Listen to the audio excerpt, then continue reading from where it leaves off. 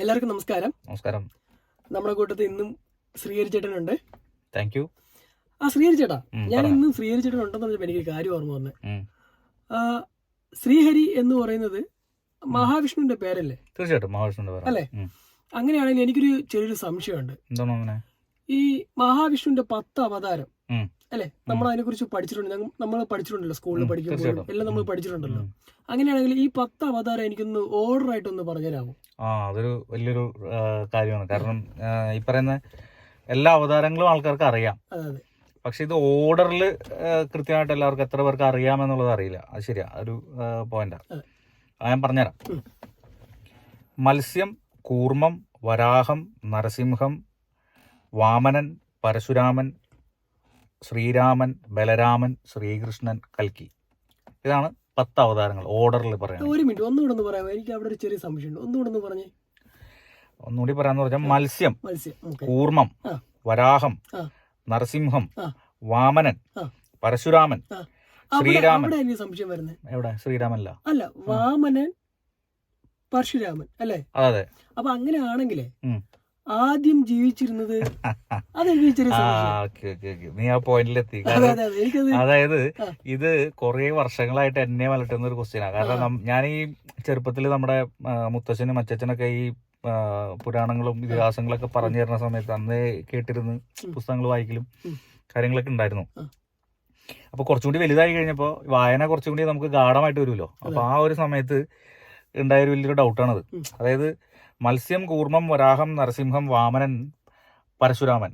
അതായത് ഈ നീ പറയാൻ വന്ന പോയിന്റ് എനിക്ക് കിട്ടി. കാരണം ഈ പരശുരാമൻ എന്ന് പറയുന്ന അവതാരം നമ്മൾ കേരളത്തിൽ ഇപ്പൊ നമ്മൾ പഠിച്ചിട്ടുണ്ട്. കേരളം ഉണ്ടായത് പരശുരാമൻ മഴ എറിഞ്ഞിട്ടാണ്. കാരണം ഇപ്പൊ നമ്മുടെ കളമശ്ശേരി മ്യൂസിയം ഉണ്ട്, കേരള ഹിസ്റ്ററിയുടെ ഒരു മ്യൂസിയം ഉണ്ട്. ആ മ്യൂസിയത്തിന്റെ ഫ്രണ്ടിലുള്ള സ്റ്റാച്ചു എന്ന് പറഞ്ഞു കഴിഞ്ഞാൽ ഒരുപാട് പ്രേക്ഷകരെ കണ്ടിട്ടുണ്ടാവും. അതിന്റെ ഫ്രണ്ടിലെ സ്റ്റാച്ചു എന്ന് പറഞ്ഞാൽ പരശുരാമൻ മഴ പിടിച്ചുകൊണ്ട് നിൽക്കുന്ന ഒരു സ്റ്റാച്ചു ആണ് അവിടെ ഉള്ളത്. അതായത് നമ്മൾ പഠിച്ചിരിക്കുന്നത് അങ്ങനെയാണ്, പരശുരാമൻ മഴ എറിഞ്ഞാണ് കേരളം ഉണ്ടായത് എന്ന്. അതേപോലെ തന്നെ നമ്മൾ പഠിച്ചിട്ടുണ്ട് നമ്മുടെ ഓണം മഹാബലിയെ വരവേൽക്കാനുള്ള ഉത്സവമാണ്. വർഷത്തിലൊരിക്കൽ അത് ചിങ്ങമാസത്തിലെ തിരുവോണത്തിൽ വരുന്നപ്പോ ഓണം വരികയാണ്. അപ്പൊ അതായത് മഹാബലി എന്ന് പറയുന്ന ചക്രവർത്തി കേരളം ഭരിച്ചിട്ടുണ്ടായിരുന്നു. ആ സമയത്താണ് വാമനൻ എന്ന് പറയുന്ന അവതാരം വന്നിട്ട് അദ്ദേഹത്തിന് പാതാളത്തിലേക്ക് പറഞ്ഞയക്കുന്നത്, ചവിട്ടി താത്തുന്നതൊക്കെ. അപ്പൊ സ്വാഭാവികമായിട്ടും ആദ്യം കേരളം ഉണ്ടായിട്ട് വേണം മഹാബലിക്ക് ഭരിക്കാൻ. അപ്പോഴാണ് ഈ ലോജിക്ക് കറക്റ്റ് ആവുള്ളൂ. പക്ഷെ ഇത് ഇന്നും എന്നെ അലട്ടുന്ന ഒരു വലിയൊരു ക്വസ്റ്റ്യൻ ആണത്. കാരണം മറ്റേ നമ്മൾ പഠിച്ചു വെച്ചേക്കണേലൊക്കെ എത്രത്തോളം ശരിയുണ്ടെന്നും എത്രത്തോളം സത്യം ഉണ്ടെന്നുള്ളത് നമുക്ക് ഇപ്പോഴും അറിയില്ല. എനിക്കറിയില്ല. കാരണം ഞാനിത് അറിയാവുന്ന ഒരുപാട് പണ്ഡിതന്മാരോടും ആൾക്കാരോടൊക്കെ ചോദിച്ചിട്ടുണ്ട്. അപ്പൊ പലരും അതിന് കൃത്യമായിട്ടുള്ള ഉത്തരം തന്നിട്ടില്ല. അവർക്ക് ചിലരറിയില്ല എന്ന് പറഞ്ഞു, ചിലരോട് ചോദിച്ചിട്ട് പറയാന്ന് പറയുന്നു, ചിലർ പറഞ്ഞു ഈ വാമന അവതാരത്തിന് ശേഷം ഒരു വലിയ പ്രളയം വന്നു, ആ പ്രളയത്തിൽ കേരളം മുങ്ങിപ്പോയെന്നും, കേരളം ഇരിക്കുന്ന പ്രദേശം മുങ്ങിപ്പോയെന്നും, അതിനുശേഷം ഈ പറയുന്ന പരശുരാമൻ മഴ കൊടുത്ത് എറിഞ്ഞിട്ടാണ് അവിടുന്ന് ഈ പറയുന്ന കേരളം ഉണ്ടായതും എന്ന് പറഞ്ഞു. ഞാനിതിന് ഒരുപാട് റെഫറൻസിന് പോയി. അതായത് ഏത് പ്രളയമാണ് ഏത് സമയത്താണ് വന്നത് അത് ഈ ഒരു പുസ്തകത്തിലും ഞാൻ കണ്ടിട്ടില്ല.